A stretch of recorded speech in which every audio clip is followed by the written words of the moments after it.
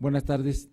Vamos a dar inicio a esta sesión del curso de Educación Superior y como está en el programa, hoy tenemos la participación de la maestra Marion Lloyd, quien nos va a hablar sobre la globalización de las políticas de educación superior. Es un tema el que, pues, de alguna manera siempre hemos estado, sobre todo en los últimos tiempos, escuchando cosas de sus efectos, de sus cosas benéficas y sus cosas perjudiciales. Entonces, pues Marion nos va a hacer un examen de todo lo que son estas políticas de globalización en la educación superior. Marion Lloyd es coordinadora de proyectos de la Dirección General de Evaluación Institucional y también es integrante del Seminario de Educación Superior. Sus temas de investigación incluyen equidad y acceso a la universidad, los rankings internacionales y la política educativa comparada sobre todo entre México y Brasil. Marion es licenciada en Letras Inglesas e Hispanas de la Universidad de Harvard y también maestra en Estudios Latinoamericanos por la UNAM, en donde actualmente cursa el doctorado en Ciencias Políticas y Sociales en el campo de la sociología. Durante 15 años, Marion fue corresponsal en América Latina y Asia del Sur para varios medios estadounidenses, incluyendo The Boston Globe, The Houston Chronicle y The Chronicle of Higher Education, y desde 2011 escribe una columna mensual sobre la educación superior en el mundo para Campus Milenio. Antes de darle la palabra a Marion, les quiero decir, si ustedes recuerdan, que al final de la sesión pasada, cuando se tocó el asunto del movimiento de los estudiantes del Instituto Politécnico Nacional, Imanol hizo algunos comentarios y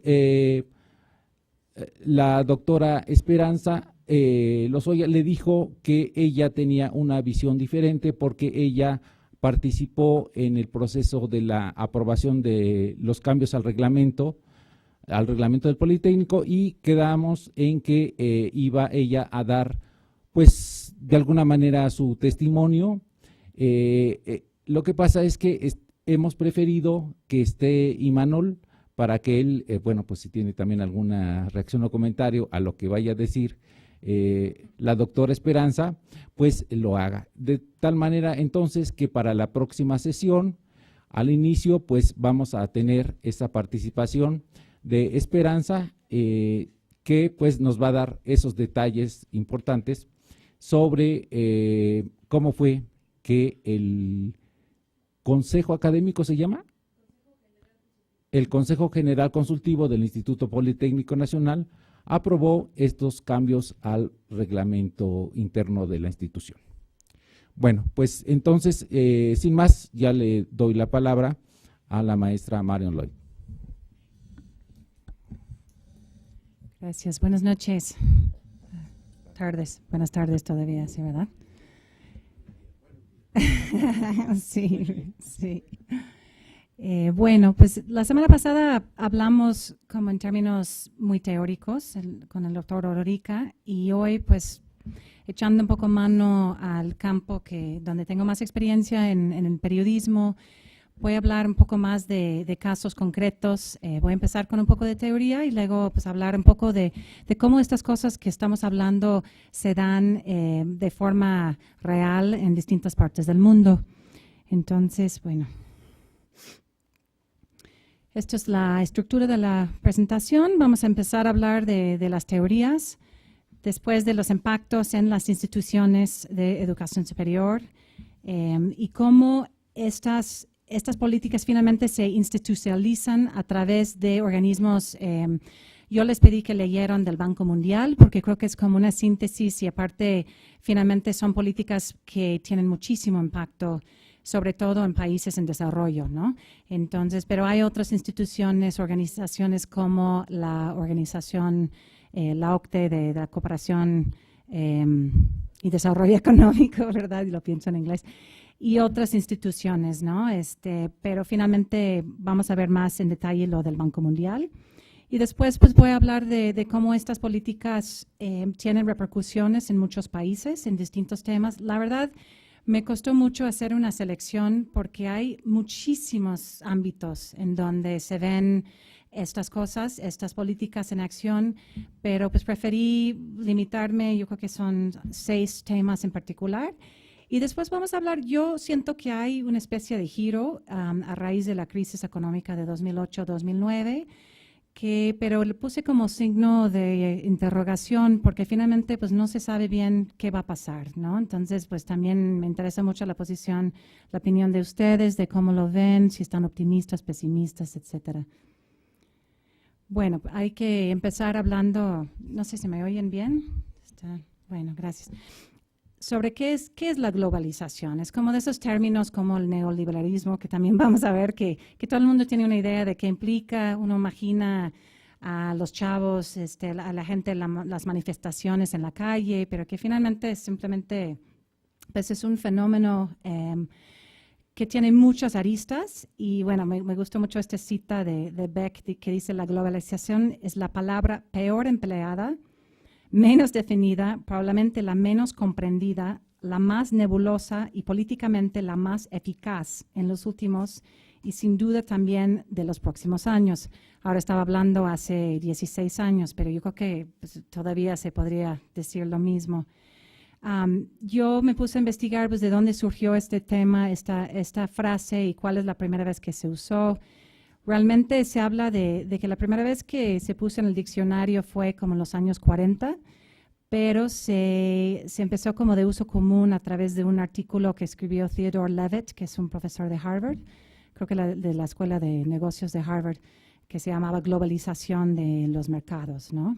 Entonces ya que se empezaba a usar este término para hablar de lo siguiente, que básicamente hay muchas teorías y conceptos.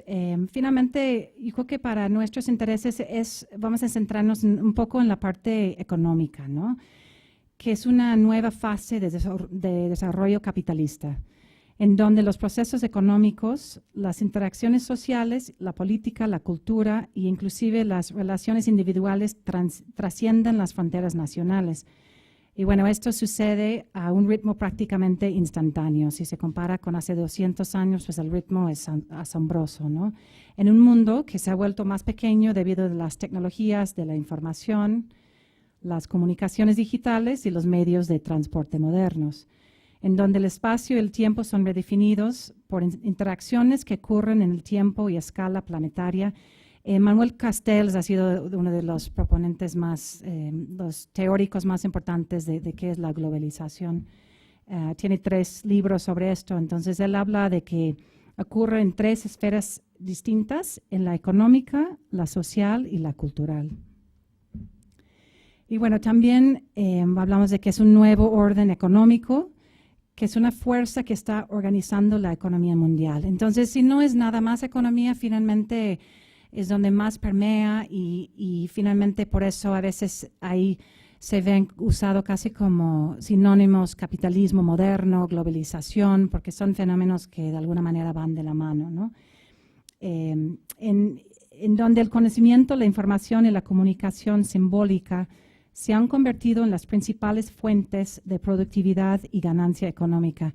Y bueno, eso es bien importante en cuanto a la educación superior. Obviamente cambia todo el paradigma, en donde ahora, como hemos visto en las clases pasadas, pues lo importante para generar este excedente, esta riqueza, es la cuestión del conocimiento. Entonces, obviamente, en este ámbito, las universidades probablemente tomen un papel más importante que nunca en su historia. Sin embargo, vamos a ver que hay algunos limitantes y problemas que también enfrentan.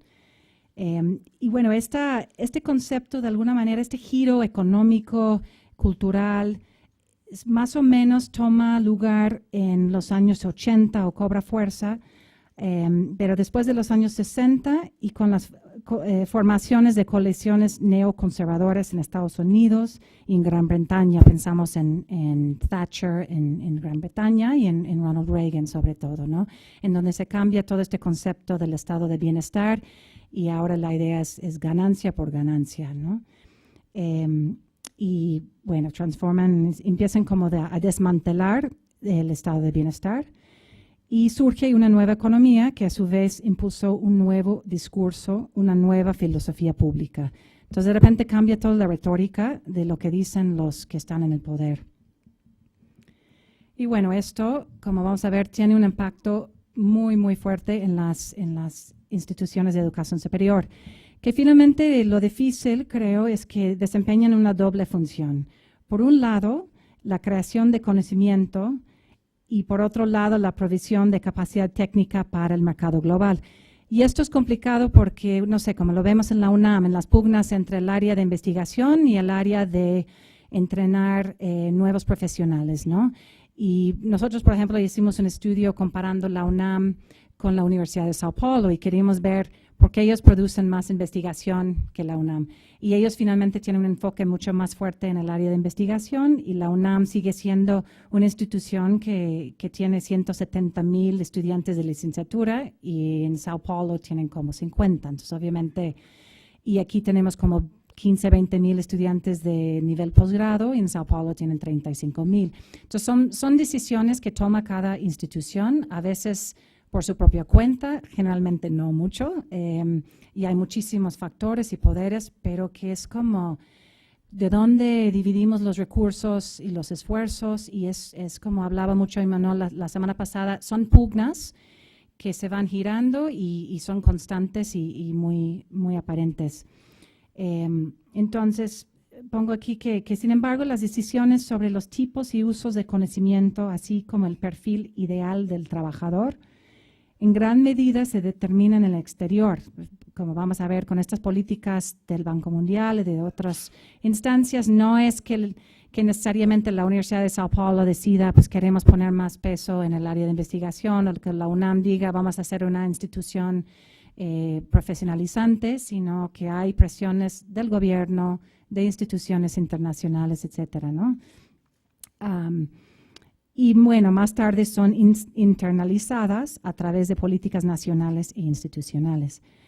Y bueno, yo creo que hay una contradicción muy fuerte en torno que hay este doble papel, que las instituciones de educación superior nunca han sido tan importantes, nunca les han dado tanto peso y nunca les han dado tan poquito dinero, ¿no?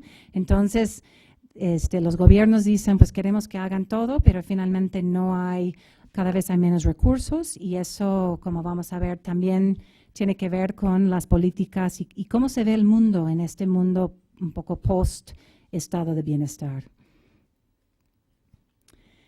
Y bueno, vamos a hablar del neoliberalismo, que finalmente es una corriente ideológica que pasa atraviesa todas estas políticas.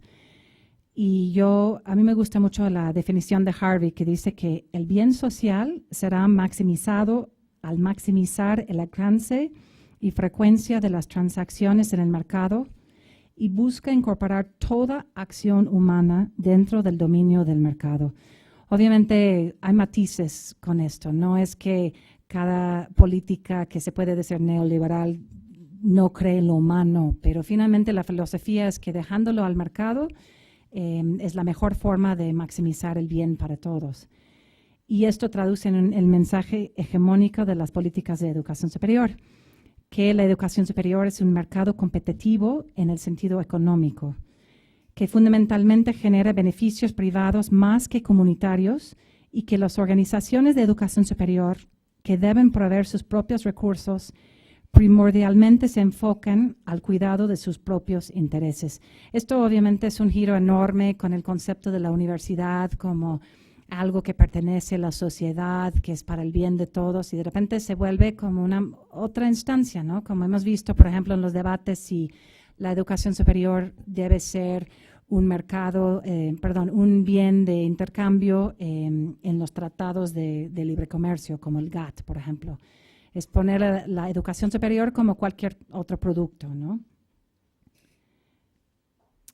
Y bueno, les pedí que leyeran este documento del Banco Mundial. Realmente fue un hito y marcó como una línea que pues a 20 años todavía se ve que realmente no ha cambiado mucho. Y también, bueno, puse 2 fechas aquí porque apareció primero en 94 en inglés y luego la versión en 95 en español.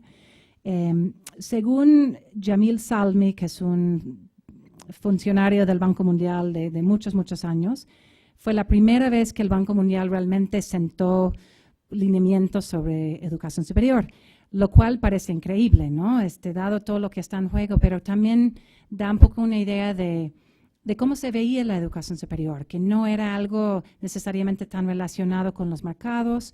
Y también el banco antes pensaba que era más importante, sobre todo en países pobres, promover la educación primaria y secundaria. Y de repente dijeron, bueno, quizás también es importante la educación superior.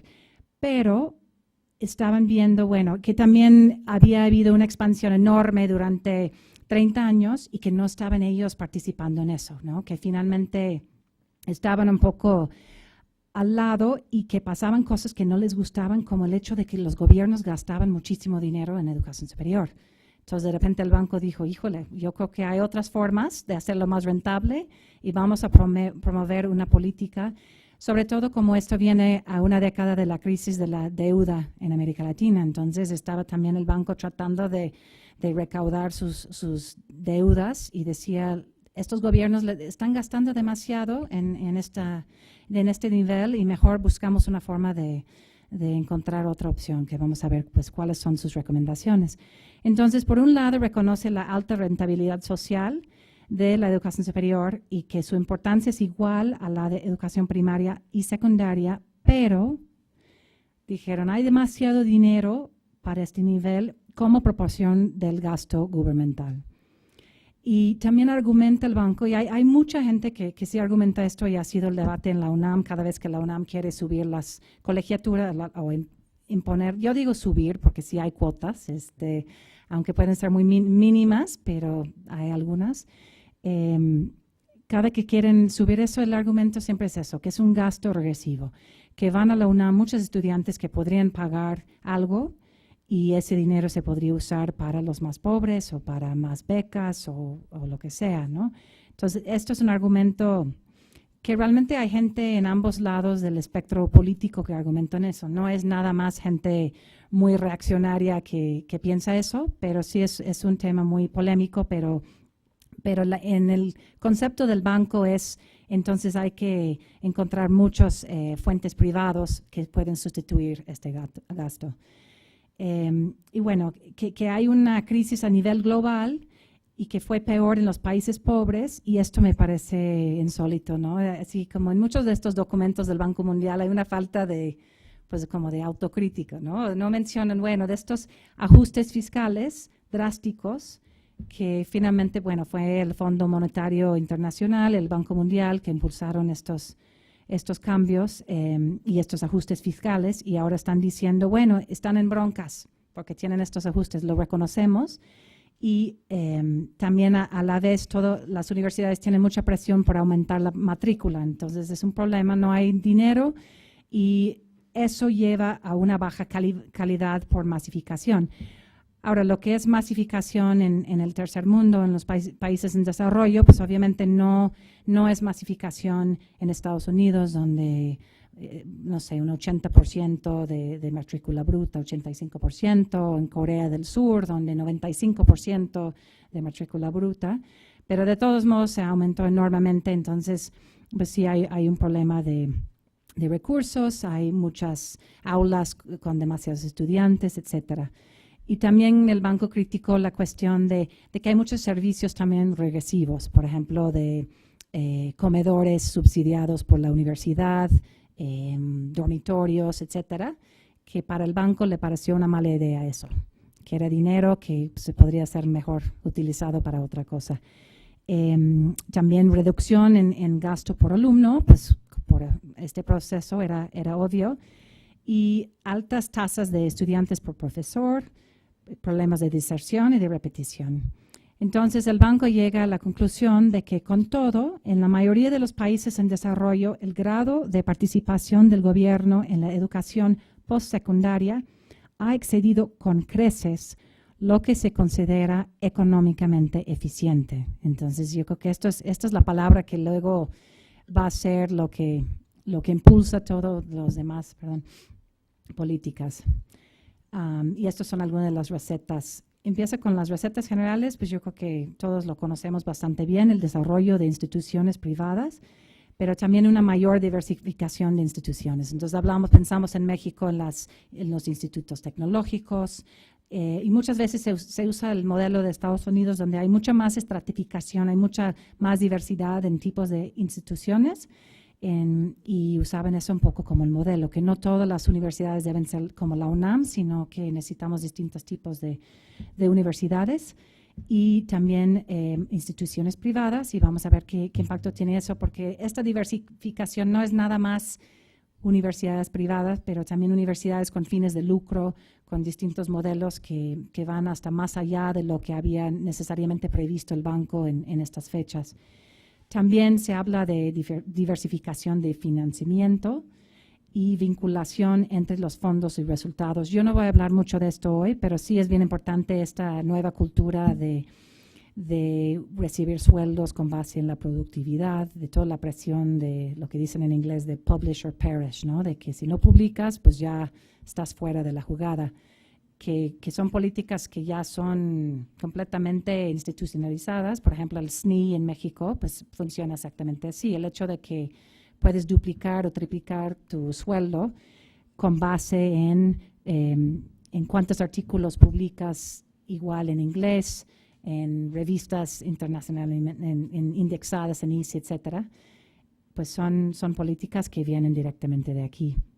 También se habla de redefinir la función del gobierno en la enseñanza superior, que es un poco también esta idea del gobierno puede ser supervisor, que tampoco voy a hablar mucho de las políticas de acreditación, etcétera, pero la idea es de que el gobierno está ahí para ver que todo marche bien, pero ya no va a aportar tantos recursos, ni se va a meter necesariamente tanto en lo día a día de las universidades, aunque tras bambalinas sí lo hace por impulsar este tipo de políticas como el SNI, por ejemplo. Y bueno, impulsar mucho estos objetivos de calidad. Y dice equidad, pero honestamente hay pocas políticas. Sí tiene algunos programas como focalizado el banco en estas cuestiones, pero generalmente creo que el enfoque ha sido más en términos de calidad y equidad entendido como vamos a abrir más oportunidades para que todos los que quieren pueden ir a la universidad, pero depende qué tipo de universidad. No necesariamente vamos a abrir para que todos puedan ir a la UNAM, ¿no? Y bueno, en poco más detalle, promoviendo la educación privada, incluyendo con fines de lucro. Y el banco cita algunos casos exitosos como los Países Bajos, Australia, que ahora, por cierto, tiene de las tasas más altas de privatización y también de estudiantes internacionales. Y hay muchos investigadores en Australia que están preocupados por el nivel de como mercantilización de la educación superior. Y inclusive tienen muchos estudiantes internacionales que no sé si después Armando va a hablar de eso, pero han habido muchos ataques racistas. Hay como muchas cosas que finalmente surgen de estas políticas que están pensadas en cómo podemos recaudar más fondos finalmente. Y cita Chile, que luego pues vamos a ver después que es un ejemplo que ha sido pues muy problemático y no les ha ido tan bien. Entonces lo citan como un super ejemplo y luego vamos a ver unas imágenes de lo que ha pasado en Chile después. Y pues cito aquí, indica que es posible lograr un sistema de enseñanza postsecundaria que funcione bien, sea diversificado y experimente crecimiento, incluso cuando se reduce el gasto público por estudiante. Entonces, primero critican que hay menos gasto público por estudiante, o menos gasto por estudiante, pero ahora dicen, bueno, podemos minimizar cuánto gasta el gobierno siempre y cuando lo podemos poner por el sector privado.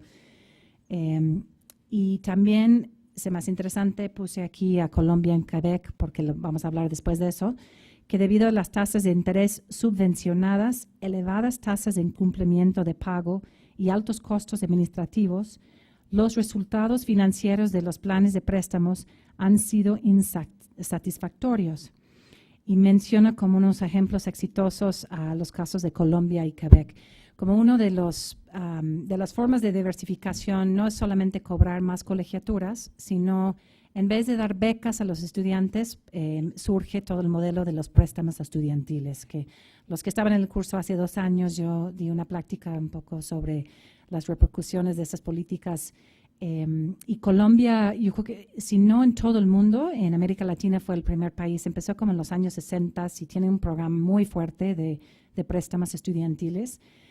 Finalmente, lo que importa un poco de estos programas es qué tanto son subsidiados por el gobierno, ¿no? En México, con Calderón, se anunció que iba a ser un programa increíblemente barato para los estudiantes y dijo, bueno, yo presioné mucho a los bancos para que bajaran las tasas de interés hasta 9.9%, que eso es como el doble que cualquier tasa de interés en el resto del mundo, ¿no? Entonces, en países donde están teniendo problemas muy serios por 5%, por 4%, como es el caso de Estados Unidos. Y en el caso de Colombia y de Quebec, que citó como exitosos, pues después tuvieron unas protestas masivas en los últimos años. Entonces vamos a ver qué pasa con estas políticas. Y bueno, en términos de controles de calidad, hay lo que se llama el New Managerialism, que sería como un poco este gerencialismo. No sé exactamente cuál sería el mejor. ¿No es lo del New Public Management? Sí, también pero la nueva administración pública. La nueva gestión pública. La nueva gestión pública, gracias.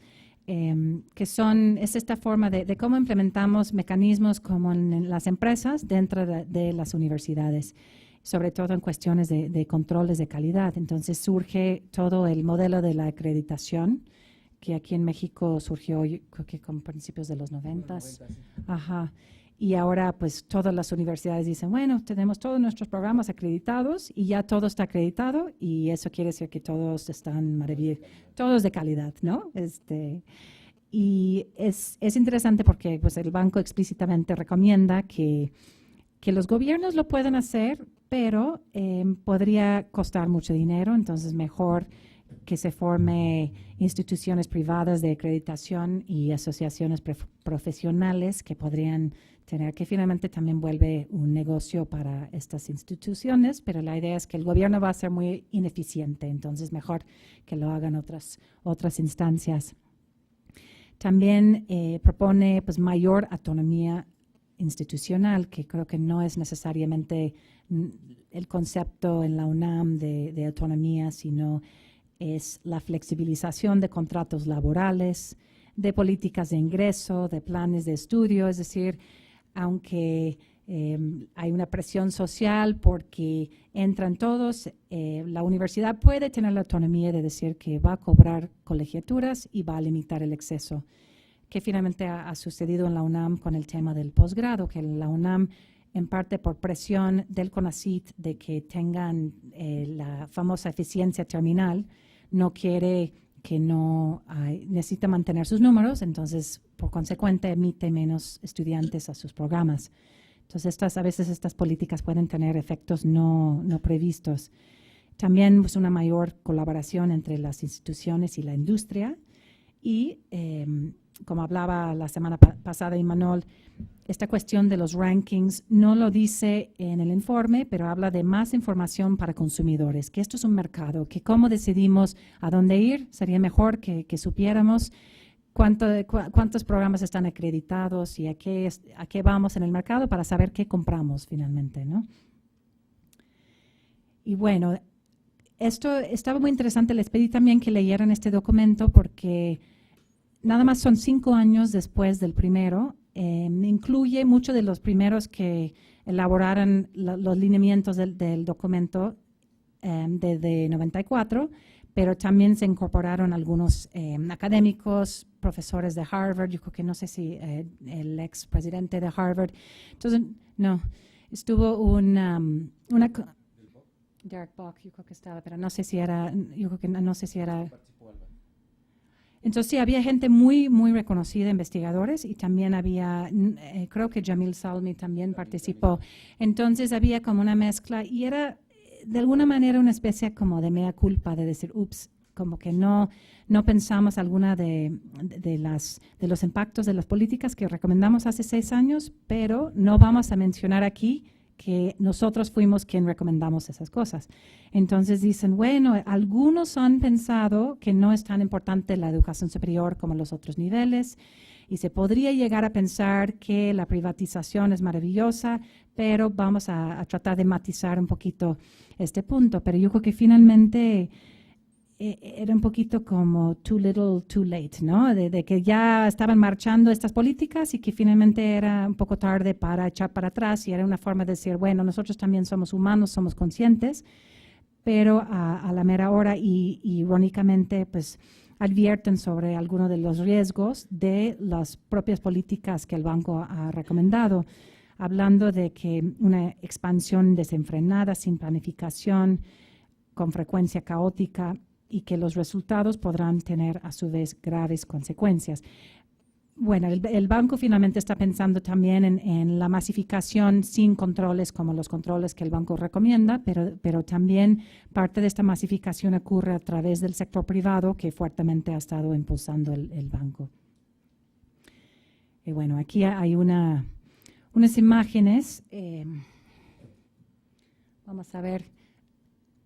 Aquí son unas imágenes en Inglaterra, creo que en 2011. Después vamos a ver exactamente cuándo ocurrieron, donde los estudiantes salieron porque el gobierno anunció que iba a subir las colegiaturas como por el triple. Y luego decía, no, pero van a haber más préstamos estudiantiles. Entonces, pues van a poder pagar y van a haber más becas para los estudiantes más pobres. Pero Gran Bretaña pues ha tenido, como el resto de Europa, igual un poquito menos, pero sí una tradición de educación superior pública. Casi todas las buenas universidades son públicas, entonces sí fue un golpe muy, muy fuerte y habían protestas masivas por todo el país, también en Escocia, en Gales, en Irlanda del Norte. Aquí esto fue en Estados Unidos, cuando había unas protestas muy grandes en contra de la deuda estudiantil que creo que en 2012 llegó a llegar a $1 billón de dólares americanos, es decir, 1 millón de millones de dólares, que fue la primera vez que rebasó las distintas, por ejemplo, la deuda de tarjetas de crédito, y fue una cosa masiva que causó un escándalo. Y entonces están aquí en un parque en Nueva York, en Zuccotti Park, que está por la Universidad de Nueva York, que de hecho es de las universidades que más deuda tiene por los préstamos estudiantiles, es de las universidades más caras en Estados Unidos.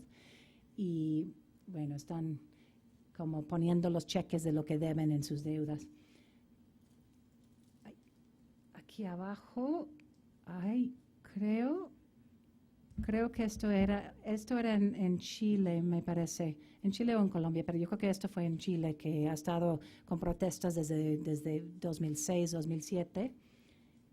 Y esto es una profesora en Estados Unidos que sería como el equivalente a los profesores por horas en México, que se llaman adjuncts en Estados Unidos, que recientemente han estado hablando de formar sindicatos porque están en situaciones muy graves, y ella trae un chaleco que dice Homeless Prof, que es como profesora sin hogar, y se protestó en el estado de Nueva York en frente del Capitolio del estado diciendo cómo estaba su situación.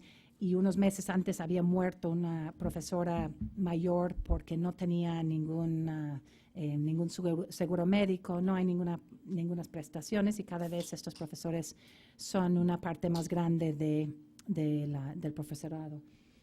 Y esto que voy a hablar después es un poco signos de lo que podría ser un cambio. Aquí no se ve muy bien, pero es Obama, hablando de college affordability, de cómo hacer más accesible las universidades en Estados Unidos, que el gobierno federal está reconociendo que ya las colegiaturas salieron de control, y qué puede hacer el gobierno federal, que finalmente es un tema muy difícil porque es un tema primero estatal y segundo, pues la mayoría de las universidades muy caras son privadas. Entonces, ¿cómo el gobierno interviene para cambiar esas políticas?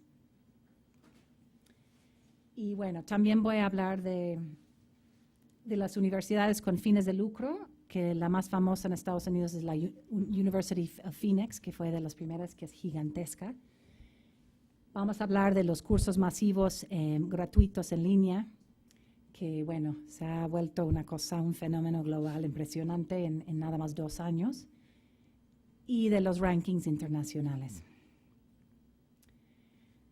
Bueno, aquí son algunas tablas que no es investigación mía, tomé para ilustrar cómo estas cosas se impactan en datos reales, ¿no? Estas políticas. Ups. Entonces, aquí tenemos el sector, esta cuestión de privatización. Ay, es que brinqué una, ¿verdad? Ya, perdón. De la educación superior en América Latina. Entonces, estamos viendo en el periodo de 1970 a 2006 el enorme crecimiento en el sector privado. Y aquí se ve el líder claramente es Chile, que realmente depende cómo lo ven. Hay algunos investigadores, probablemente Roberto Rodríguez diría eso, que no hay universidades públicas en Chile, porque finalmente por los mecanismos de créditos y de la forma de pago, todos los estudiantes terminan pagando algo, aunque vayan a una universidad pública o privada. Entonces realmente sería pues un 100%, pero depende cómo lo calculan. Entonces se fue de 34% a 74%. Bueno, y Brasil es otro caso que yo conozco mejor, donde la privatización a raíz de la dictadura militar en los años 60, básicamente el gobierno militar dijo, bueno, pues tenemos que hacer algo con toda esta demanda, no queremos como broncas estudiantiles como en México, entonces mejor abrimos el sector privado. Y ahora las dos terceras partes de las universidades en Brasil están en ese sector. Y la mitad, más llamativa aún, la mitad de esas universidades son con fines de lucro. Muchos dan clases de noche, pues es un modelo realmente pues de muy, muy bajo nivel. También Colombia tiene un nivel muy fuerte, Ecuador, Costa Rica, Perú, la República Dominicana. México todavía está como que no, en la última década en México inclusive se ha frenado un poco el crecimiento en el sector privado. No está muy claro por qué, pero también el gobierno ha estado invirtiendo más en abrir más instituciones y hay pues estos institutos tecnológicos, o puede ser una cuestión meramente económica, pero bueno, en México todavía hay como un 67% más o menos de matrícula en el sector público. Bueno. Y el caso Brasil que mencioné es de uno de los más impresionantes, pero también es interesante porque Brasil en América Latina es el país que tiene las mejores universidades públicas. Bueno, compite con la UNAM, como habíamos dicho, la Universidad de Sao Paulo, pero también pues, tienen otros 10 que son excelentes y probablemente 30 universidades que tienen una muy fuerte producción científica. El problema es que hasta muy recientemente estas universidades públicas en Brasil han sido bastiones de los ricos, de los ricos blancos. Entonces, básicamente el modelo ha sido como solamente un 25% de la matrícula está ahí. Tú vas a una universidad, a una prepa privada, eres de la élite y son tan difíciles de entrar ahí que la mayoría de los estudiantes vienen del sector más rico de la población. Entonces, obviamente, pues es un modelo que no está bien y ahorita pues lo han cambiado empezando como en 2003, que vamos a ver más adelante.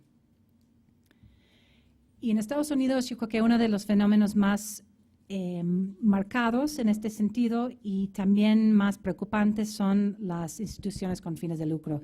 Ha sido un crecimiento enorme realmente en la última década. Pero no solo eso, pero la forma, no es nada más que estas instituciones solo les importa el dinero, pero eso ¿qué impacto tiene? Que no sé si ustedes saben la diferencia, que finalmente una institución privada que tiene que no tiene fines de lucro, tiene que reinvertir sus ganancias en la institución. Si es una institución con fines de lucro, eso quiere decir que pueden hacer lo que quieran con el dinero. Y por ejemplo, hay presidentes de estas universidades que ganan $7 millones al año.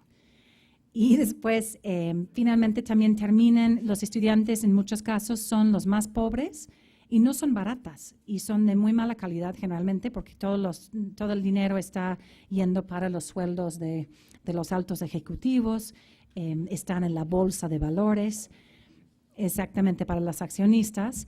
Y hay otra problemática que en Estados Unidos han habido una serie de investigaciones por parte del Congreso, que yo he escrito algunas columnas en Campus Milenio, si a alguien le interesa leer más de este tema, pero es fascinante que básicamente van detrás de los estudiantes más vulnerables. Entonces van con los exmilitares cuando regresan de la guerra en Irak y le dicen, mira, ven acá, nosotros no te damos a dar un préstamo, y que aparte finalmente termina siendo subsidiado por el gobierno federal porque les dan préstamos subsidiados por el gobierno, pero cuando salen de estas instituciones muchas veces no pueden pagar sus préstamos porque no consiguen buenos trabajos. Y parte de eso es que también abiertamente han habido unas investigaciones como encubiertas, en donde resulta que mienten a los estudiantes, les dicen, bueno, el 90% de nuestros graduados consiguen trabajo que paga $50,000 al año después de 2 años, ¿no? O 6 meses. Entonces, hay, inclusive en los últimos 6 meses, algunas universidades los han cerrado por esto, otros han tenido que pagar multas muy grandes. Y el gobierno federal está discutiendo cómo hacer para que no estamos nosotros pagando todos los préstamos o las becas para este tipo de universidades. Y bueno, no sé si conocen en México, una de las muy grandes se llama Laureate International, y ellos tienen aquí en México a la Universidad del Valle de México, a la Unitec y a otra que tiene No, hay otra que tiene un nombre como tecnológico también, que no me acuerdo ahorita cuál es, pero finalmente sí tienen un modo de operar muy distinto. Por ejemplo, sus profesores tienen que firmar un acuerdo de ética, y si llegan 2 minutos tarde al aula, me han comentado algunos compañeros que trabajan ahí, no les pagan para ese día. Entonces hay como que un muy estricto control, pero no hay mucha apertura, no tienen que reportar, no tienen que dar cuentas, rendir cuentas a la sociedad. Inclusive hace unos años estaba haciendo una investigación sobre eso y no pude averiguar cuántos estudiantes tiene la UVM, con una discrepancia de 30,000. Con las cifras que reportan a la SEP, por ejemplo, y las cifras que reportaban a la prensa, estaban diciendo a la prensa que tenían 90,000 estudiantes, algo así, y en la base de datos que nosotros tenemos del estudio comparativo de universidades mexicanas decían como 60,000, algo así. Entonces, hay una enorme opacidad, son modelos en donde uno no sabe en dónde está puesto el énfasis, y también gastan muchísimo. No me acuerdo, uno de los estudios en Estados Unidos decían la cantidad que gastaban en mercadotecnia y la cantidad que gastaban en sus profesores, y era como de 5-1, una cosa así, ¿no? Entonces, pues obviamente tiene implicaciones muy, muy fuertes. Y bueno, en términos de ganancias, aquí nada más hay una gráfica que habla de el azul son las universidades con fines de lucro, y esto está en la bolsa en Estados Unidos, y habla de nada más de 96 a 2009, cómo han crecido sus ganancias. Sí, entonces en este periodo, que realmente empezaron fuertemente a principios de 2000, que no es un fenómeno muy, muy antiguo, y ha tenido un enorme crecimiento, y yo creo que ahora probablemente se va a estabilizar por estos escándalos que sí han sido mayores. Y también, bueno, en cuestión del cambio en general del modelo financiero, esto es el costo que pagan los estudiantes de en la educación superior, en las universidades públicas. Entonces, en 87, las colegiaturas que pagaron los estudiantes, pues era ¿qué será? Como un 23% de todo lo que percibía la universidad. Y ahora estamos hablando en algunos casos, pues casi 50%. Por ejemplo, la Universidad de Berkeley, y algunos de estos, pues realmente para estándares mexicanos, pues muchas son más caras que la universidad privada más cara de México, ¿no? Cobran, no sé, $25,000 al año, y luego los estudiantes, muchos vienen de otras partes del estado o de otros estados, y tienen que pagar otros $10,000 nada más para su manutención. Entonces estamos hablando de costos muy fuertes, y por eso la cuestión de la crisis de la deuda estudiantil. Y bueno, eso ha sido una cosa que curiosamente ha sorprendido a todo el mundo, que fue como una cosa que todo el mundo sabía por separado, pero ya empezaron a hablar mucho, yo creo que hace como 5 años, y bueno, se empezaron a formar grupos, y nada más de 2005 a 2012, lo que deben los estudiantes pues, casi se duplica. Y eso también es en un momento en que, no sé, en México, que sería el caso, en Estados Unidos los sueldos promedios para la mayoría de las profesiones en la última década no han aumentado casi nada. Entonces, no es que un estudiante va a salir de la universidad y va a poder ganar el doble de lo que ganaba antes, sino va a ganar lo mismo, y en algunos campos como el periodismo, que conozco mejor, pues hasta han bajado los sueldos. Entonces, pues esto es un problema enorme. Y bueno, aquí está la cifra de 1.1 millón de billones. Y bueno, otro fenómeno que no sé si ustedes han visto, en la UNAM actualmente hay como 5 cursos de estos. En inglés los llaman los MOOC, o no sé si ha llegado un acrónimo en español, sería como el CUM, pero creo que no. Cursos masivos en línea. Sí, no, todavía no tenemos un... Ajá. Sí, 306 estudiantes aquí. Bueno, entonces ya, pues vamos a ver si el año pasado podemos incrementar eso a 300,000. Entonces estaría muy bien, ¿no? Para llegar a más gente. Pero yo creo que lo que más impresiona de este fenómeno es la rapidez. Hablamos de la globalización, ¿no? De que todo va a luz a la velocidad de luz. Pues empezó en 2008 con el primero de estos cursos en una universidad en Manitoba, que es la parte noroccidental de Canadá, que ni siquiera es una universidad muy conocida. Pues decidieron hacer un experimento. Tenían 25 estudiantes y 2,300 en línea, que quién sabe, como ahorita estamos en línea, pues igual tenemos más de 2,300 personas viendo, no sabemos. En algunos lugares del mundo, Rusia, China, no sé, no sabemos. Pero bueno, finalmente, pues, y ellos pensaban que esto era una cosa masiva, ¿no? Dijeron, wow, llegamos a 2,300 estudiantes, que bueno, la población de Canadá no es tan grande, las universidades no son tan grandes. Y bueno, nada más 3 años después, un profesor de Stanford, que es como una especie de rockstar programador que hace cosas como robótica y es muy dinámica y muy dinámico. Y él también trabaja en Google para tratar de desarrollar, yo creo que es un coche autónoma que está haciendo Google. Y bueno, él se juntó con un colega de Berkeley y de NASA y dieron el primer realmente curso masivo a 160,000 estudiantes en 190 países. Entonces, en una cosa de 3 años es un cambio inmenso. Y bueno, un año después, él funda la primera de las compañías MOOC, que se llama Udacity, y después, unos meses después, 2 profesores de Stanford forman Coursera, y bueno, Harvard y MIT no pueden estar rezagados, entonces forman su propia plataforma que se llama edX, que nada más esto en un inicio, y tristemente ya no es tan así, era completamente gratuito, que ellos dijeron, no, los otros dijeron, ahorita no sabemos cómo vamos a ganar dinero, pero en algún momento sí vamos a ganar dinero.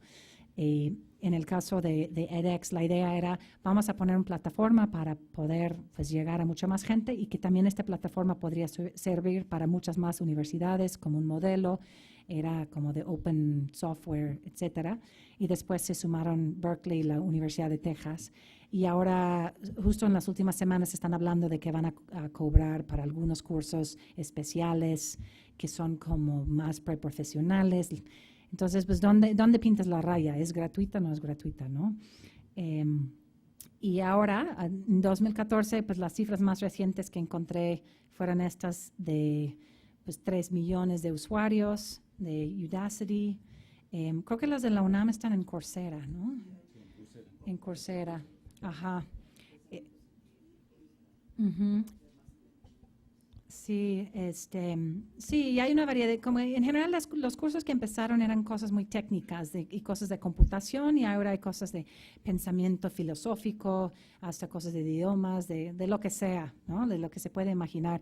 Y hay una gran variedad en términos de calidad. Yo para un experimento tomé uno y y ni siquiera podría bajar el software que se necesitaba para tomar el curso. Entonces, era de estadística y la versión que anunciaron, como era 3 meses después de que desarrollaron el curso, para el momento que nosotros teníamos que bajar el software, ya no estaba en línea el software que se necesitaba y bueno, había muchísimos problemas técnicos, pero hay otros que creo que han sido muy, muy exitosos.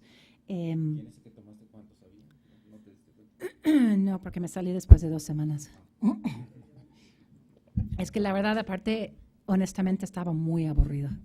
Entonces, sí, yo creo que también hay profesores que son increíbles ante el aula y se paran, bueno, que creo que, no sé si soy increíble en el aula, pero sí, yo creo que muchos nos cuesta más pararte enfrente del micrófono, es normal. Entonces, también ha sido todo un tema de cómo entrenar a los profesores para que puedan parar ante 300,000 estudiantes, ¿no? Nada más imaginando, ¿no? Debe ser muy intimidante. Y bueno, entonces también pues, se ha expandido. Al principio todos estaban nada más en inglés y ahora pues, hay en chino, en español. Aquí menciono como uno de los nuevos. Hay una que se llama Miríada X, que salió de España y está en español y en portugués. Ay, sí, no sé. Sí. Pero es una cosa, si uno checa un día y luego checa la semana siguiente, ha cambiado completamente, ha cambiado también las reglas del juego, si hay que pagar para tener un certificado, si no. Y bueno, parte de esto no es nada más la cuestión de qué es mejor. Si los estudiantes, han habido muchos debates, si los estudiantes van a aprender con estos cursos, con qué modalidad, de qué forma, si vamos a tener como asesores en línea, si entre los mismos. Por ejemplo, el curso que yo iba a tomar, que creo que fue con Coursera, era que yo podría hablar con los demás estudiantes, ¿no? Pero no podría hablar con un profesor o con alguien. No tuve que pagar, no. En la mayoría no hay que pagar para asistir, pero muchas tienes que pagar entre, no sé, $100, $400 para tener un certificado al final, con la idea de que esto te sirve en tu curriculum vitae, etcétera. Pero uno de los debates también es que no nada más es como un debate filosófico. ¿Esto va a reemplazar o no a la universidad tradicional? Por ejemplo, Sebastián Thrun hizo un pronóstico que dijo, yo creo que en 10 años o 20 años, no me acuerdo, ya nada más van a haber 10 universidades en el mundo y Udacity va a ser uno de ellos, ¿no? Que ya no va a ser necesidad para la UNAM, para otras instituciones. Y entonces, pues las universidades empezaron a pensar, bueno, pues, ¿y qué tal si contratamos al profesor de Harvard, que contrataron a uno que se llama Michael, ahorita me acuerdo, pero un profesor muy famoso que de hecho yo tomé un curso con él que era muy, muy bueno, que se llama Justicia. Y pusieron su curso en la Universidad Estatal de San José en California. Dijeron, no pasa nada, nada más es un apoyo, vamos a tener este curso que es muy bueno y ahora todos los estudiantes de esta Universidad Estatal van a poder tomar el curso.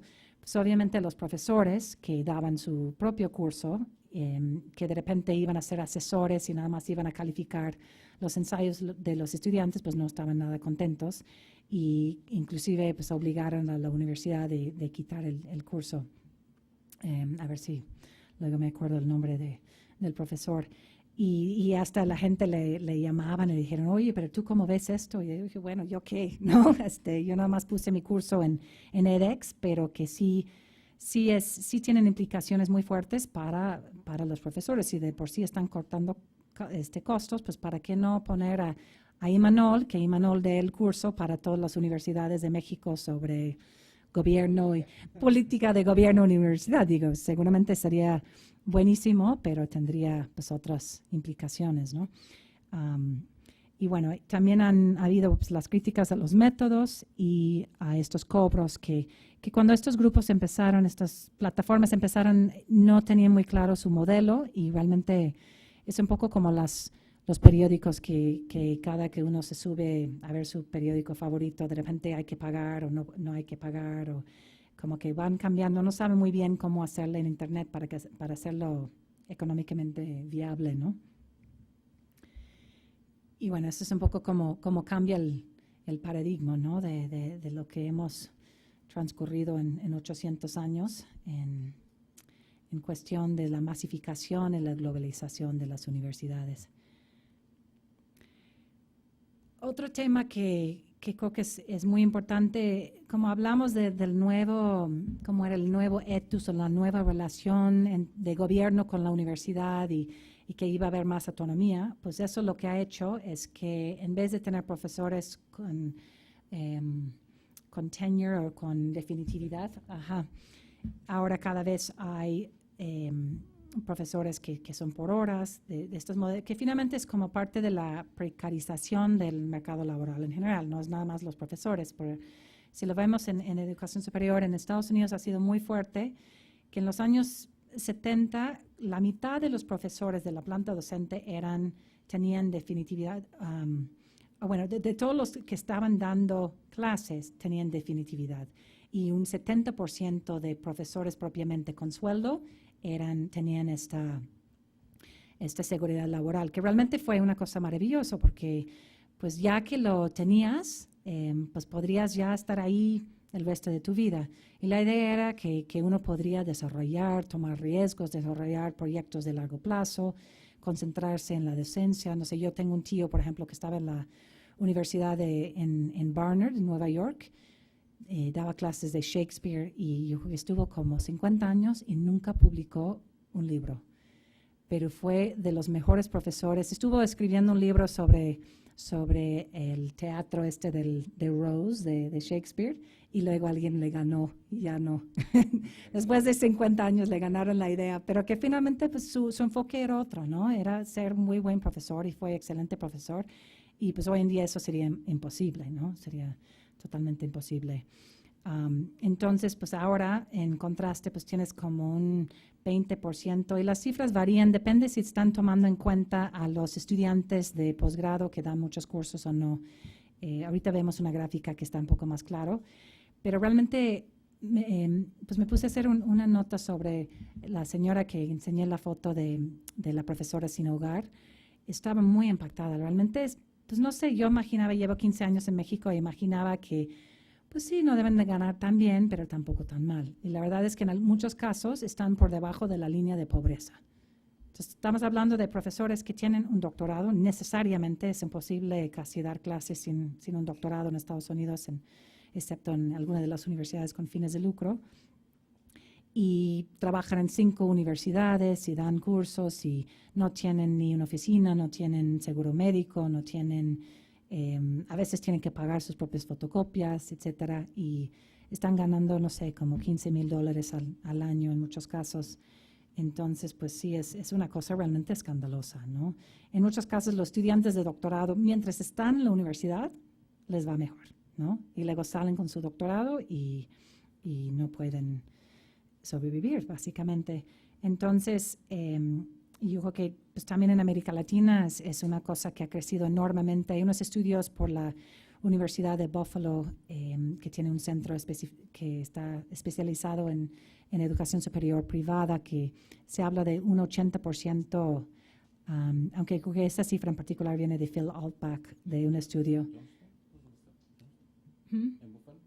Lo de Dan Levy, sí, profe, creo que se llama profe, sí, pero bueno, un 80% de profesores en América Latina por horas es una cosa impactante, ¿no? Y obviamente no sé en la UNAM si pagan como $180 por clase, por hora de clase, no sé muy bien cómo funciona, pero finalmente la mayoría de los que están por horas en la UNAM están aquí por amor al arte, ¿no?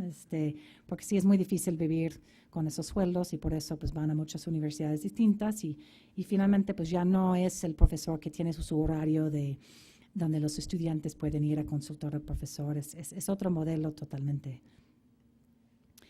Y estas cifras pues se ve un poco cómo se va ascendiendo. El verde aquí son los que son de tiempo parcial, que ha incrementado de 24% a 41%.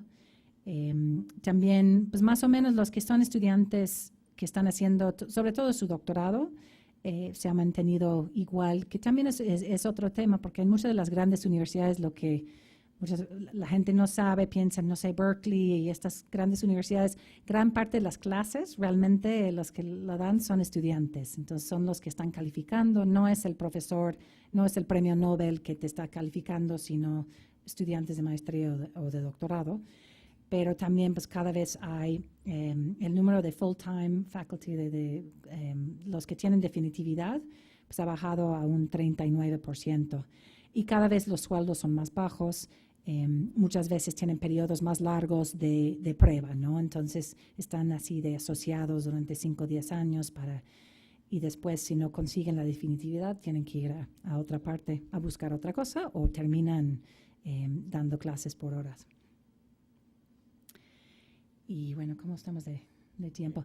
Ok, vamos a hablar un poquito de los rankings. Eso también, aunque hay rankings en el mundo anglosajón, sobre todo, probablemente, no sé, desde los años 50, el más importante, el que marca realmente un cambio e inicia esta tendencia es el de US News and World Report, que esto es una revista en Estados Unidos que es una revista medio X, que era una revista de noticias que de repente encontró una forma de fortalecerse, de competir con Time y Newsweek y las otras revistas. Decidió, bueno, vamos a poner un ranking de las universidades de Estados Unidos. Entonces, ya hay the best colleges y ahora tienen the best graduate programs, como que se fueran diversificando. Y sí, no puse el nombre del ranking actual porque hay muchos. Sí, y esto pues ha tenido un impacto inmenso en Estados Unidos. Y realmente allí tiene mucho más impacto el ranking todavía de US News que los rankings internacionales. Pero resulta que en 2003, en una universidad en China, en la Universidad de Jiao Tong en Shanghai, en una escuela de educación ahí, deciden, bueno, queremos saber cómo están nuestras universidades contra las mejores universidades del mundo, de las que llaman como de clase mundial, pero sobre todo en temas de investigación. Entonces estaban muy claros, lo que nos interesa saber es qué otras universidades del mundo son las más importantes que más producen investigación. Y era un poco como un imperativo, como en China todavía las cosas son muy centralizadas, del gobierno chino quería saber cómo estaban sus universidades y cómo las podrían convertir finalmente en universidades de clase mundial. Entonces, pues armaron el primer ranking, que es esto del Academic Ranking of World Universities, que todo el mundo lo conoce como RWU, o el Ranking Shanghai, dependiendo, que salió en 2003 y después yo creo que 2 años después salió de la revista de Times Higher Education, que es una revista, creo que es semanal de uno de los periódicos más importantes de Londres. Y en un inicio ellos básicamente les hacía el ranking una compañía que se llama Quacquarelli Symonds, que es como hace distinto tipo de análisis, y después tuvieron unas diferencias y decidieron dividirse, y a partir de, no sé, como 2007, 2008, por ahí, se dividieron y ahora son competidores. Entonces, dependiendo, algunas personas ven un poco más serio el ranking de Times. El de Quacquarelli Symonds o de QS es más como en términos de reputacional. Entonces llaman y preguntan a los distintos profesores qué opinas de los demás o empleadores, etcétera, y como un 50% de su ranking. No tengo aquí la metodología, pero está en ese sentido. Sin embargo, en general, los rankings están muy fuertes en la cuestión de investigación científica. Entonces, finalmente deciden la mejor universidad y lo que ha dicho Imanol es qué tanto te pareces a Harvard, ¿no? Es qué tanto publicas, qué tantos premios Nobel, qué tantos premios Fields, qué tantos artículos publicas en este tipo de publicaciones en particular. Y ahora pues han sacado unos rankings regionales, y una cosa que nosotros encontramos, si de por sí es un poco arbitrario decir cuál es la mejor universidad con base en criterios finalmente relativamente limitados, cambian sus criterios cuando van región por región. Entonces nos llamó mucho la atención, por ejemplo, cuando QS hizo su primer ranking de América Latina, tenía un orden distinto a su ranking internacional. Entonces yo le pregunté a Ben Soder, que es el que hace el ranking, el que dirige los rankings, me dijo, no, es que pues, pensamos que tenemos más información porque es más personalizado en una región, entonces preferimos pues nada más, pues sí, que finalmente el ranking de América Latina es mejor que nuestro ranking internacional. Entonces dices, bueno, pero ¿qué pasa entonces? ¿Cuál es lo bueno y cómo puedes justificar que está bueno tu ranking internacional? Por ejemplo, yo creo que en ese año la UNAM y la Universidad de Sao Paulo estaban parejos en el ranking internacional y cuando sacan el QS de América Latina, la UNAM baja a quinto lugar. Que bueno, puede ser que sea cierto según los criterios, digo, eso no es el punto, pero con base en que es el número, es igual en un ranking y es 5 lugares más abajo en otro ranking, ¿no? Pues otro tema de esto que también hemos mencionado es la cuestión en inglés. Es impresionante cómo no pinta lo que uno publica en otro idioma, ¿no? Entonces, las dos bases más fuertes que Scopus y EASY tienen como, yo creo que Scopus de hecho está más consciente del problema y tiene como un 10% de publicaciones en otros idiomas, pero el 90% está en inglés. Entonces, si no aparece el artículo en inglés, pues no estás. Entonces, obviamente, pues no es una gran sorpresa que en estos rankings de los primeros 200, pues 130 son de Estados Unidos y de Inglaterra y algunos de Australia, ¿no? Otra cuestión es interesante como por el peso que han tenido estos rankings, pues ahora acaba de anunciar US News que va a tener un ranking internacional, que ahora publican los datos de QS y van a tener su propio ranking. Ellos dicen, no, bueno, pues ya va a ser el bueno. Esto sí va a ser el bueno porque es de Estados Unidos, ¿no? Así nosotros tenemos más tiempo haciéndolo, entonces pues hay que ver qué tan distinto. Pero otra cuestión con estos es que finalmente pues hay un mercado, ¿no? Algunos de ellos como el Times Higher Education y QS, por ejemplo, QS en particular es el más comercial. Entonces, si tú como universidad quieres subir en los rankings, le puedes pagar para que te den asesoría. Y luego, pues, igual el año que entra, si no subiste en el ranking, pues lo podrías ir a reclamar. Entonces, lo más probable es que vas a subir en el ranking porque si no, pues no sirve su consultoría, ¿no? Entonces, ellos tienen que ir como, pues venden sus servicios aparte. También tienen que cambiar cierto número de universidades entre año y año, porque si no, ¿quién pagaría por su ranking, no?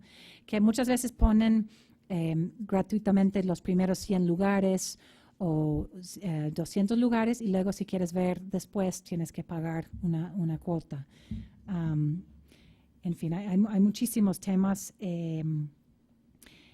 y yo creo que lo que mencionó Imanol de la semana pasada, yo creo que para mí lo más preocupante es cómo estos rankings, a pesar de que todo el mundo los critica, inclusive los propios rankeadores, el que elabora el de Times Higher Education vino a un evento que hicimos en la UNAM sobre los rankings y dijo, sí, estoy totalmente de acuerdo. Hay muchísimos problemas y de ninguna manera los gobiernos deberían tomar estos como algo 100% cierto. Sin embargo, así lo hacen, ¿no? En muchísimos países, en Rusia, en el ejemplo que mencionaba Imanol la semana pasada, de hecho fue en Dinamarca. No me acuerdo si es QS o el Times, pero creo que es QS, que es más sorprendente. Si tu universidad, si tú quieres una visa de trabajo en Dinamarca y tu universidad no aparece en los primeros 100 lugares de QS, no te dan estos puntos extra, es muchísimo más difícil conseguir una visa de trabajo, ¿no? Entonces, y no importa si el año pasado estuvo. Si este año no salió, pues ya quedas fuera. En otros países, por ejemplo, en Brasil, tiene un programa enorme de becas para estudiar en el extranjero que se llama Ciencias Sin Fronteras y ellos toman en cuenta para dónde van a mandar sus estudiantes, si están o no en los primeros 50 lugares. Creo que ellos utilizan al Times. Y en muchos países, en Rusia, por ejemplo, para becas para ir al extranjero, para contratar a profesores y también generalmente pues también los gobiernos los usan para decir, mira, están muy mal nuestras universidades, mira cómo estamos en los rankings, tenemos que implementar unos cambios enormes. En Malasia, por ejemplo, están quitando algunas políticas de acción afirmativa que eran para ayudar a ciertas minorías, diciendo, pues, estos no son rentables, mira qué mal estamos en los rankings. Entonces, no es nada más que un rollo de ego. tienen implicaciones muy, muy fuertes, sí, para muchísimas, en política pública, para muchísimas instituciones y pues, para personas en lo individual. Y por último, en torno a los rankings, en Estados Unidos es insólito que las instituciones dicen, bueno, no nos importan tanto los rankings, y luego han habido como 15 casos en los últimos 2-3 años donde han falsificado datos que mandan a US News. Entonces dicen, no nos importa, pero sí es cierto, y luego terminan admitiéndolo que, por ejemplo, las notas promedio de los estudiantes que aceptaron en la clase de entrante de ese año, algunos lo falsificaron por un 25%, ¿no? Dijeron que el promedio era de 9.5 y realmente era de 8.2, ¿no? Así cosas realmente impresionantes. O aceptamos solo un 10% de nuestros estudiantes y realmente aceptaron 25, y no sé. Entonces, pues, obviamente la presión es enorme para atraer estudiantes y para también pues, conseguir fondos del gobierno para investigación, no sé, es infinito finalmente el tema. Y bueno, Armando va a hablar después de internacionalización, entonces no lo voy a tocar mucho, nada más te voy a robar las ideas y luego la puedes redondear. No, pero yo creo que para mí como que lo más impresionante es la cuestión económica, ¿no? Y hay una asociación de educadores, se llama NAFSA, que es como la asociación para toda la comunidad de programas de internacionalización en Estados Unidos. Y ellos hicieron un estudio que dicen que en 2013 fueran $25 mil millones lo que trajeron los estudiantes internacionales. Entonces eran como 750,000 estudiantes. Y no sé, no tengo la cifra para 2013, pero más o menos por ahí. Y eso lo calculan, no es nada más cuánto pagan en colegiaturas, pero también cuando traen familiares, que lo que gastan en comida, en renta, en todo lo que genera en términos de bonanza económica. Y después cuando se quedan, que muchos de muchos países se quedan, hacen el posgrado en Estados Unidos y se quedan y finalmente pues contribuyen a la economía de Estados Unidos, que es una cosa, bueno, el Silicon Valley, un gran número de ingenieros vienen de China, vienen de la India, en muchísimos campos son estudiantes que llegaron a estudiar el posgrado y que finalmente son los que están generando muchísimos ingresos para la economía. Pero finalmente este proceso es muy desigual, ¿no? Entonces, si hablas de estos 760,000 estudiantes en Estados Unidos, pues de América Latina, solo 1.7% vino de México, que sí es impresionante considerando que compartimos frontera, pero bueno, obviamente las razones son cuestiones de idioma, de dinero, yo creo que más que idioma, de recursos económicos. CONACYT no paga para colegiaturas de licenciatura, obviamente, entonces pues gran parte de estos están en licenciatura. Y bueno, México fue seguido por Brasil y por Colombia. Yo creo que Brasil ahorita ya rebasó a México por Ciencias Sin Fronteras, pero por mucho. Yo creo que ya tienen como 25,000 estudiantes ya. Aunque ellos también han tenido problemas porque no hay suficientes estudiantes que hablan bien inglés. Entonces ahora hay un nuevo programa donde van a las universidades en Estados Unidos y les dan clases en inglés durante 6 meses, etcétera, que siempre el idioma es una barrera muy fuerte. Y bueno, tienes estos nuevos bloques globalizados que con los acuerdos de Bolonia, que lo que empezó una oleada de intercambio estudiantil en Europa muy fuerte a partir de 99. Y bueno, yo he asistido a muchos congresos en América Latina y en Estados Unidos donde se habla del espacio latinoamericano o el común iberoamericano de educación superior, pero realmente si se ve en números, pues todavía no hay mucho, ni parece haber mucho interés, como el caso de Brasil, no le interesa mandar sus estudiantes a México, le interesa mandarlos a Estados Unidos, a Europa, y lo mismo un poco del resto de América Latina, tristemente, pero bueno. Y ahora hay una nueva iniciativa por parte del gobierno de Obama y aquí en México, de Peña Nieto, donde la apuesta es Estados Unidos quiere mandar 100,000 estudiantes a toda América Latina y en México dijeron, ¿qué tal si atraemos la mitad de esos a México? pero la realidad es que actualmente hay como 4,000 estadounidenses en México y bueno, con lo que está pasando en Guerrero y después supe, digo, que no sé, hace 4 días, que también balearon a un estudiante alemán, sí, del TEC de Monterrey. Entonces, pues eso, yo siempre trato de decir, no, México no está tan peligroso, vénganse, no hay problema, pero pues sí está difícil seguir. Entonces, pues ya los famosos avisos está cañón del gobierno americano, pues obviamente no se esperaron y pues sí, honestamente yo creo que es difícil como gobierno decir vengan a estudiar en nuestro país cuando nuestros propios autoridades matan y desaparecen a nuestros propios estudiantes. Digo, ¿con qué autoridad? Entonces sí va a ser un tema y tristemente pues esto ocurre en un momento en donde los intercambios son una cosa sin precedentes. Cada mes hay un nuevo gobierno, por ejemplo, hay un nuevo, gobernador de California, de Texas, de Idaho, de Nueva Jersey, que están viniendo a firmar acuerdos para hacer intercambios y honestamente no sé qué impacto podría tener esta situación y obviamente pues por las protestas que se va a generar y bueno, pues vamos a tener que ver. Estos son algunas, no sé si se aprecian muy bien, pero unas gráficas un poco para señalar como la disparidad en términos de dónde van. Algo interesante, digo, obviamente Estados Unidos tradicionalmente ha sido el gran receptor de estudiantes internacionales y ahora más están yendo a China, a Australia, a otros países, entonces pues ha bajado su proporción. Yo no sé si hay un globo para América Latina aquí y nada más lo taparon con el globote de Estados Unidos, pero yo he visto cifras y realmente no hay cifras oficiales, pero se habla de que un 5% de estudiantes logran ir al extranjero. Yo estaría sorprendida que fuera tanto, la verdad. Y como región receptor en años recientes México ha bajado mucho por la cuestión de la violencia por el narcotráfico, aunque curiosamente los europeos, y vamos a ver qué pasa con este caso del alemán, en general no se han espantado tanto, que mis paisanos pues son más enfocados en estos temas de seguridad y el impacto ha sido más fuerte para los estudiantes de Estados Unidos. Yo creo que hace como 4 años habían como 10,000 y ahora hay 4.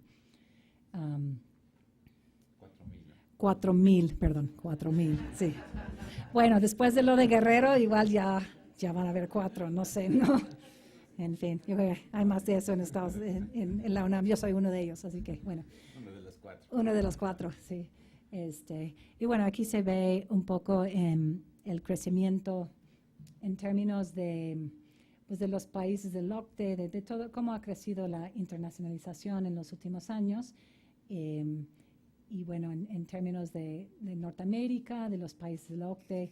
Y sí, ha sido pues un crecimiento sostenido y bastante fuerte, nada más una década. Yo creo que no se ve tan impresionante porque nada más estamos viendo de una década, pero de todos modos es algo constante. Y me pareció interesante esta gráfica aquí porque enseña cómo quién hace qué parte, porque finalmente la internacionalización es que mandamos y que recibimos y que son programas, cada vez hay más programas de doble titulación, pero bueno, siento que ya voy a pisar tu territorio. Ok, bueno, pues luego, ok, pues vamos a pasar. Pero finalmente nada más quería señalar cómo en América Latina finalmente les toca pues la parte de ser como de firmar convenios, de sedes, pero que finalmente el impulso viene más bien de Estados Unidos y Europa. Y bueno, ahorita nada más vamos a hablar un poco de los conflictos, de lo que ha generado este tipo de políticas, ¿no? ¿Cuántos minutos tengo ya? Pues ya, poquito tiempo. 5, ok. Está bien. La última vez que me tocó hablé nada más media hora y luego quedé con 2 horas de preguntas y dije, oye, 2 horas son demasiadas preguntas, entonces mejor voy a hablar más. Pero bueno, todos estos son países, esto es bastante obvio, donde han habido protestas masivas que supuestamente eran ejemplos exitosos de estas políticas, ¿no? Y yo creo que finalmente es interesante ver que sí hay propuestas de cambio, sí hay presiones, sí hay muchas resistencias en términos de privatización. Pues obviamente el caso chileno es muy marcado, aunque todavía no hemos visto si se va a poder o no se va a poder, pero la nueva presidenta Bachelet va a decir que ya va a haber, por lo menos en el sector público, educación superior gratuita. En Estados Unidos, Obama ha estado hablando en los últimos 2-3 años, ha tenido cada vez unos cumbres donde buscan bajar las colegiaturas y no solamente propone, por ejemplo, un ranking que dijo que no mencionó aquí, pero es un tipo ranking por parte del gobierno de Estados Unidos en donde se busca… Ay, vamos a cómo… Wow, ok. Sí, en fin, pero ahora hay una propuesta en Estados Unidos por parte del gobierno de premiar a las universidades que más estudiantes de bajos ingresos incorporan, que más logra colocar en el mercado laboral, no sé, distintos tipos de mediciones que son problemáticas en sí, pero por lo menos el enfoque no es nada más cuántos artículos tienes en EASY, ¿no? Y premiar a Harvard por premiar a Harvard. También en los sectores de fines de lucro, pues hablamos de sanciones, de clausuras. En Chile, en Colombia rechazaron. En Chile son ilegales, sin embargo existen. Entonces ahora ha habido una serie de sanciones contra las universidades que están funcionando finalmente con fines de lucro. En Chile decidieron, se echó para atrás el gobierno por parte de esas movilizaciones. Ya no va a haber universidades con fines de lucro por el momento. En Estados Unidos, como mencioné, esta enorme masa de trabajo de tiempo parcial de estos trabajadores ya se están sindicalizando y es muy interesante porque a través de sindicatos del sector automotriz, de sectores en donde uno no pensaría, pero ellos dicen, bueno, pues finalmente así es nuestro trabajo ahorita y mejor nos unimos y están teniendo mucha presión. Yo creo que ahorita debe haber, no sé, como unos 50 universidades que ya tienen sindicatos establecidos de adjuncts y hay que ver qué impacto tiene. Y bueno, en los rankings, pues aquí en la UNAM tenemos un ranking que no es un ranking, tenemos una alternativa a los rankings, que es un estudio que busca comparar a las universidades mexicanas, nada más dando información sobre las universidades sin decir cuál es la mejor, que cada quien decida en qué área le interesa comparar y la idea es decir, quiero información, no quiero decidir quién es la mejor, ¿no? Y finalmente, en términos de equidad, pues hay muchas políticas públicas que están buscando en distintos países. En Brasil ha sido una cosa impresionante. Yo creo que es de los experimentos sociales más grandes de los últimos años, en donde ahorita la mitad de las universidades federales, la mitad de los lugares son reservados para estudiantes afro-brasileños y egresados de escuelas públicas, además de más de la mitad casi todas las universidades estatales. Entonces estamos hablando de unos 120 universidades públicas y también todas las privadas tienen distintos programas para reservar lugares para esta población. Entonces va a ser muy interesante ver qué impacto puede tener en ese país y bueno, eso es mi tesis de doctorado, entonces pues me parece muy interesante, pero bueno, luego les diré. Y también hay políticas parecidas en Colombia y curiosamente en Uruguay, que uno no piensa necesariamente en Uruguay teniendo muchos temas raciales, pero sí hay una población afro-uruguaya que ahorita se está hablando en tener políticas para ese grupo también. Y bueno, finalmente pues dejo unas caricaturas que creo que expresan un poco el dilema de la globalización. Y bueno, muchas gracias. Muchas gracias, Marion. Pues entonces vamos a tomar nuestro acostumbrado receso de 15 minutos. Regresamos al 5 para las 7, por favor.